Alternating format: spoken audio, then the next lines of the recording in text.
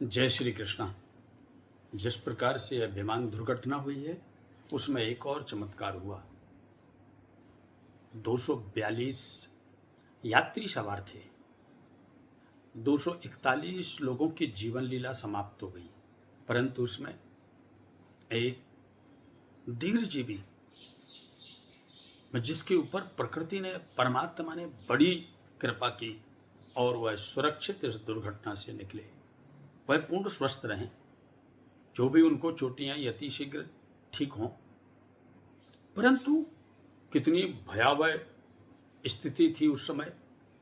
चारों तरफ से अग्नि जल रही थी, पूरा विमान अग्नि में लिपटा हुआ था, फिर भी वह व्यक्ति सुरक्षित निकले। यह एक चमत्कार भी है, लेकिन आपको मैं थोड़ा स्पष्ट कर दूं। धर्मो रक्षित रक्षता, जो धर्म की रक्षा करता है, धर्म ऐसे समस्या के समय है उस व्यक्ति की रक्षा करता है,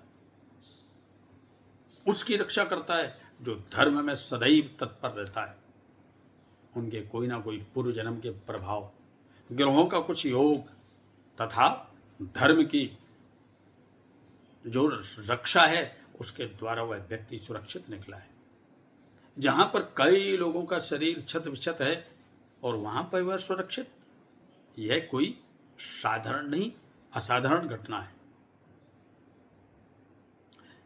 इसको समझने की आवश्यकता है और सभी को समझने की आवश्यकता है।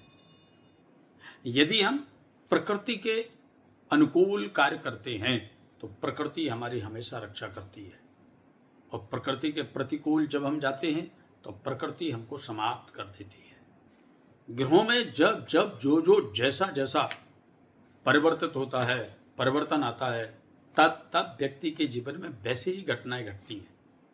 इसीलिए ज्योतिष को अवश्य माने, अच्छे ज्योतिषाचार्य के साथ बैठ करके अपने जीवन के बारे में समझें और समझ करके आगे बढ़ें।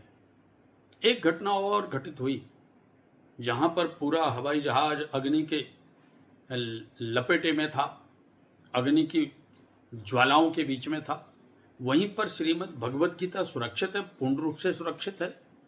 इसका कारण क्या है? इसका कारण है कि जिस समय भगवान का चित्र स्थित है, जिसमें भगवान की प्रतिमा विराजमान है, ऐसे शब्द ब्रह्म रूपी श्रीमद् भगवत गीता को अग्नि समाप्त नहीं कर सकती। अग्नि की दाहकता भी उसको स्पर्श नहीं कर सकी। इसका आशय है कि हम सभी को भी धर्म के साथ जीना चाहिए, अपनी जीवन की जिम्मेदारियों के साथ जीना चाहिए। श्रीमद् भगवद गीता में कर्म, ज्ञान और भक्ति योग का विस्तार से वर्णन है। आपके जीवन में कर्म की श्रेष्ठता होनी चाहिए, आपके जीवन में हर चीज का ज्ञान होना चाहिए, और साथ ही अपने कर्तव्य कर्म के साथ जिम्मेदारियों को पूर्ण तरीके से निभाने का जज्बा होना चाहिए। भक्ति है केवल भगवान को नहीं, आप प्रकृति को भी मानिए, परमात्मा की सेवा करिए। भक्ति भगवान से जोड़ती है, माता पिता की सेवा से जोड़ती है, परिवार की सेवा से जोड़ती है, समाज की सेवा से जोड़ती है, प्रकृति की सेवा से जोड़ती है। भक्ति सभी की सेवा से जोड़ती है, लेकिन भक्ति के साथ भगवत स्मरण बहुत आवश्यक है। कर्म की श्रेष्ठता तभी आपको सफल बनाएगी जब आपके जीवन में ज्ञान भी होगा और भक्ति भी होगी। जय श्री कृष्ण।